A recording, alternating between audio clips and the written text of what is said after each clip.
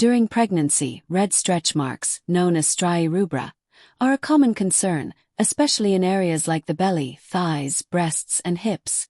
These marks appear when the skin stretches rapidly, and while they are normal, there are ways to help reduce their appearance safely during pregnancy. One of the most effective methods is to keep the skin well moisturized using products like cocoa butter, shea butter, almond oil, coconut oil, or vitamin E oil.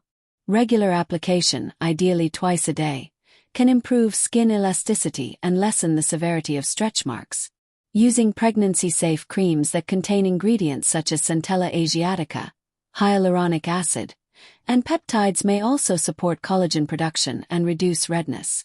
It's important to avoid products with retinoids, like retinol or tretinoin, during pregnancy as they are not considered safe. Gentle massage of the affected areas can further improve blood circulation and help with the absorption of creams and oils.